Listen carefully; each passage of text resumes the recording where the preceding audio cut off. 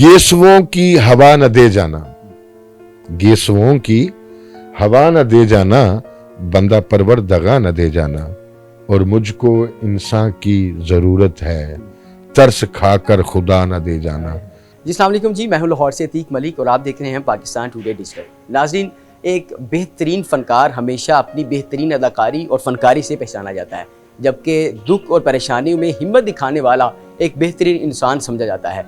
आज हम जिस इंसान और जिस फ़नकार से आपकी मुलाकात करवाने जा रहे हैं, जो ना सिर्फ एक बेहतरीन फ़नकार बल्कि मुश्किल और परेशानी में हिम्मत दिखाने वाले एक बेहतरीन इंसान भी है, जिन्होंने हमेशा अपनी बेहतरीन मज़ाक़िया अदाकारी से लोगों के चेहरों पर ना सिर्फ खुशी बिखेरी बल्कि गम और परेशानियों में घिरे इंसानों के लिए भी हमेशा मददगार साबित हुए। आज हम चलते हैं, उनकी खूबसूरत मज़ेदार बातें भी सुनते हैं और उनकी जो पुरानी यादें हैं वो भी ताज़ा करते हैं।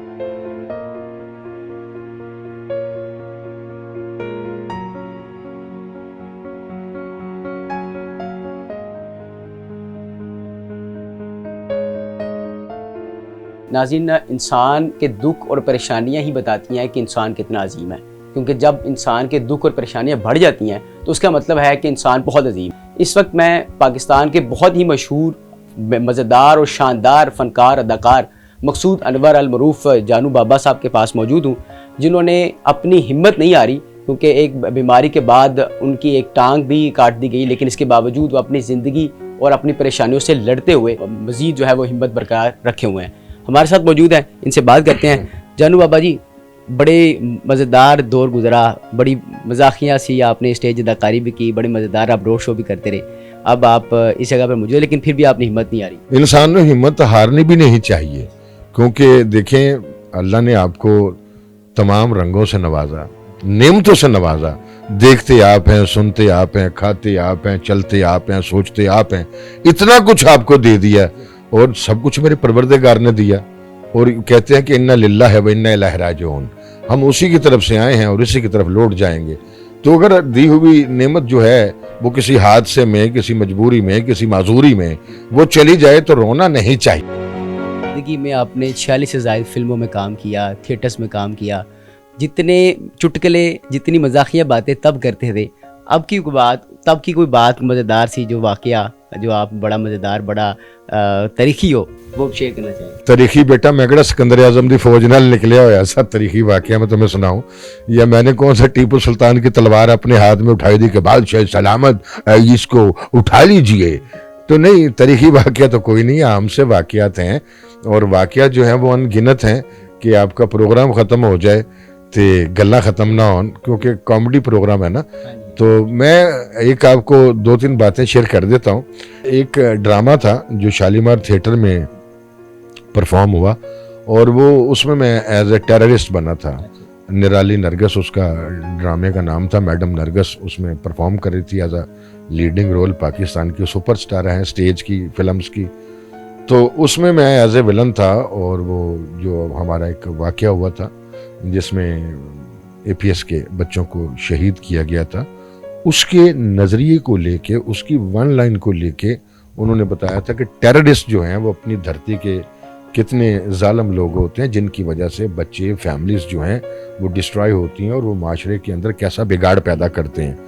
उस ड्रामे के अंदर मैं जो था वो एज ए विलन था और मैं भी स्टूडेंट था, यानी ब्लू शर्ट मैंने पहनी हुई है, काली नीकर मैंने भी पहनी हुई है। अजीम विकी मेरा भाई था, उसने भी वो नीकर और ब्लू शर्ट पहनी हुई है।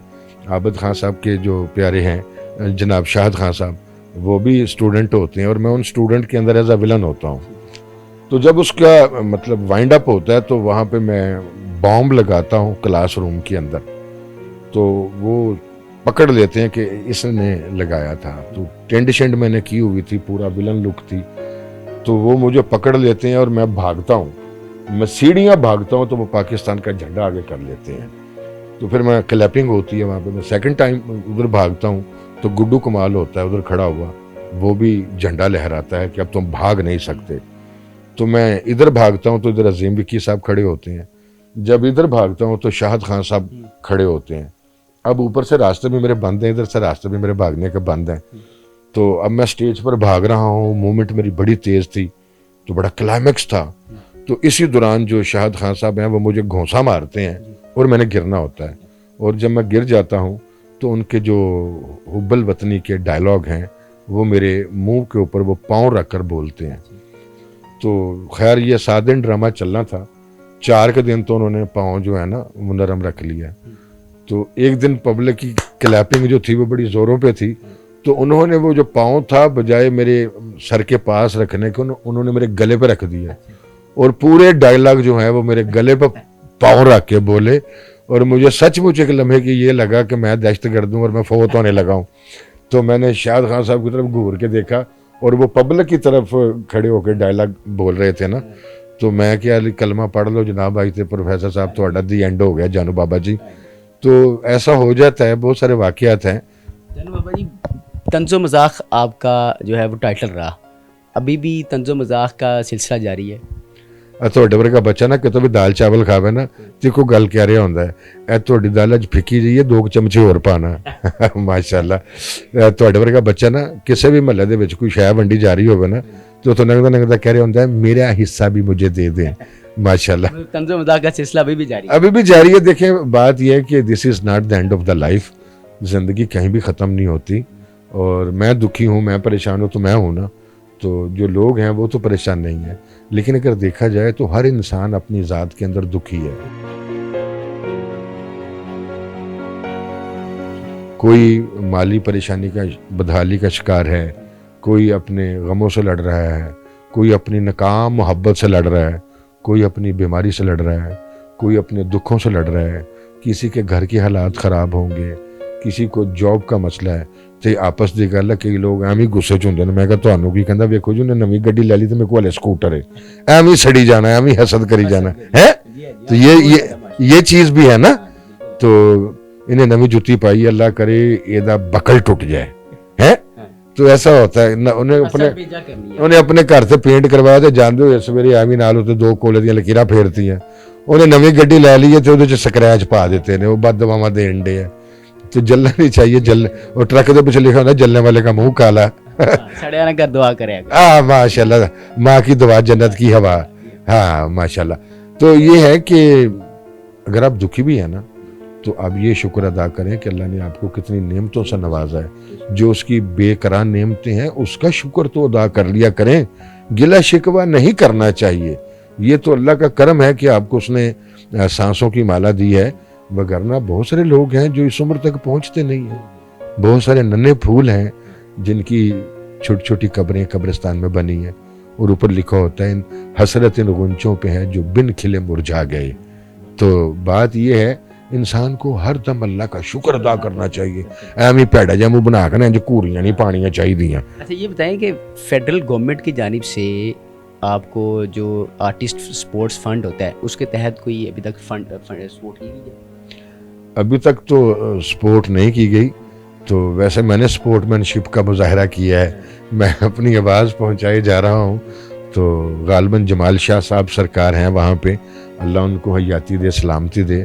اور وہ کہتے ہیں نگار خانے میں اکیلے طوطے کی آواز کون سنتا ہے, ارے خدا کرے آپ کے چینلوا کا ذریعہ ہماری آواز وہاں تک پہنچ جائے اور کچھ میرے مالک کا کرم ہو جائے تو پھر تو کمال ہو جائے گا نا. اور کمال ہی جمال ہے. اور اس کا بھائی جو ہے وہ آپ کو پتہ ہے وہ ہے کون ہے, کمال اور جمال کا, وہ بے مثال ہے. تو یہ بتائیں کہ ابھی تک کتنے آرٹسٹ ہیں جنہوں نے آپ سے ملاقات کی یا آپ کے جو حالات ہیں اس پر جو ہے وہ آپ کی مدد کے لیے آپ آئے ہیں؟ دیکھیں میں آپ کو ایک شعر سناتا ہوں, اس شعر کے اندر بہت کچھ ہے اہل نظر کے لیے, اہل بصیرت کے لیے. تو وہ شعر ہے کہ گیسوؤں کی, تو ماشاءاللہ گیسو نے, میرے تو گیسو جڑے نے بالکل شرل پوپو ہوئے نے ہے.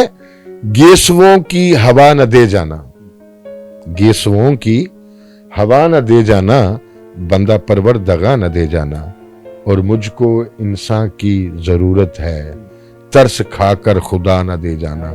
جدو کوئی بندہ نہ دے سکے کہ اللہ تیرا پہلا کرے گا, خیر ہو جاتے نہیں تینوں اللہ دے گا. بندہ پوچھے بھی جڑے کم تو آیا تو کر لے, کیونکہ اللہ تعالیٰ ہی مسبب الاسباب ہے, اللہ ہی اپنے بندوں کو بھیجتا ہے, اللہ ہی وسیلہ کرتا ہے. تو فنکاروں نے مدد کی ہے انفرادی طور پر, اور بہت سارے فنکاروں کو بھی پتہ ہی نہیں ہے, اور جن کو پتہ ہے وہ بیزی ہیں, اور جو بہت زیادہ بیزی ہیں وہ آپ کو پتہ پھر جب بندہ ایزی ہوئے تو پھر ہی ملتا ہے نا, پھر ہی بات کرتا ہے. تو ਵੱਡੇ ਬੂਹੇ ਹੋਣ ਤੇ ਉਹਦੇ ਥੱਲੇ ਜਾਣ ਵਾਲੇ ਜਾਨਵਰ ਵੀ ਵੱਡੇ ਹੀ ਹੁੰਦੇ ਨੇ ਤੇ ਮਾੜਿਆਂ ਦੇ ਘਰ ਕੌਣ ਆਂਦਾ ਜੇ। تو چلو اللہ تعالیٰ کی ذات ان کو سلامتی دی جنہوں نے مدد کی ہے۔